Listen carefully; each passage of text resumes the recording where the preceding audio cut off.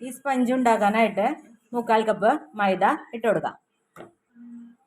1/4 cup cocoa powder ലൈറ്റായിട്ടുള്ള cocoa പൗഡറാണ് use ചെയ്യേണ്ടത്. 1 teaspoon baking powder, 1/4 teaspoon baking soda. ഇതൊന്ന് sieve ചെയ്തെടുക്കാം.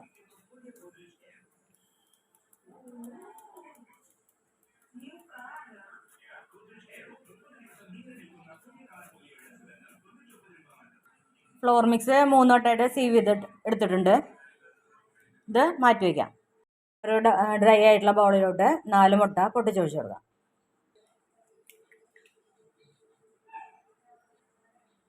ഇതിലേക്ക് 1 ടീസ്പൂൺ വാനില എസൻസ് ഒഴിച്ചു കൊടുക്കാം. നന്നായി ഒന്ന് ബീറ്റ് ചെയ്തെടുക്കാം.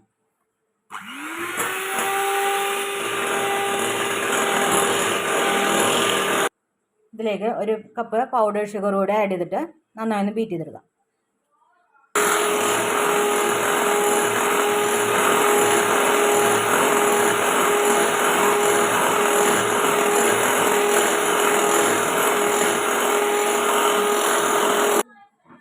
മുട്ട നന്നായി പൊന്തി വന്നിട്ടുണ്ട്. ഇതിലോട്ട് 1/4 കപ്പ് സൺഫ്ലവർ ഓയിൽ ആഡ് ചെയ്ത് കൊടുക്കാം.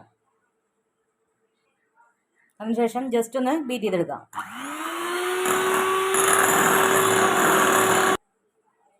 ഇതിലോട്ട് നേരത്തെ സീവ് ചെയ്ത് മാറ്റി വെച്ചിട്ടുള്ള ഫ്ലോർ മിക്സ് കുറേശ്ശായിട്ട് ഇട്ട് മിക്സ് ചെയ്തെടുക്കാം.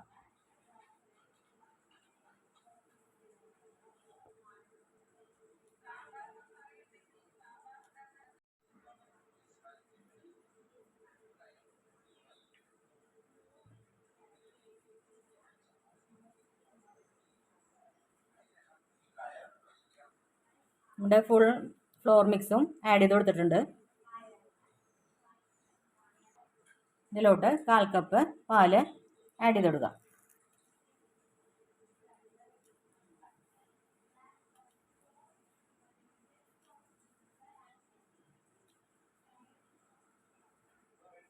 നമ്മുടെ ബാറ്ററി ഈ ഒരു കൺസിസ്റ്റൻസിയിൽ ആയിട്ടുണ്ട്. നമുക്കൊരു ടിന്നിലോട്ട് ഒഴിച്ചു കൊടുക്കാം. ഞാൻ 7 ഇഞ്ചിൻ്റെ ഒരു ടിന്ന് എടുത്തിട്ടുണ്ട്. അതിലോട്ട് ഓയിൽ അപ്ലൈ ചെയ്തിട്ട് അതിലോട്ട് ബട്ടർ പേപ്പർ ഫിക്സ് ചെയ്തിട്ടുണ്ട്. അതിലോട്ട് നമുക്ക് ഈ ബാറ്റർ ഒഴിച്ചു കൊടുക്കാം.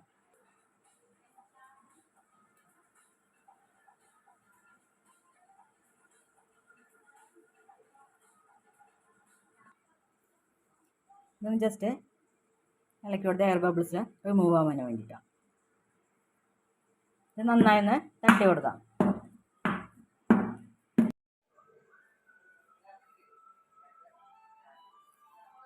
നമ്മൾ 10 മിനിറ്റ് പ്രീ ഹീറ്റ് ചെയ്ത ഓവനിലോട്ട് വെച്ച് കൊടുത്തിട്ടുണ്ട്. 25 മിനിറ്റ്സ് ബേക്ക് ചെയ്തെടുക്കാം.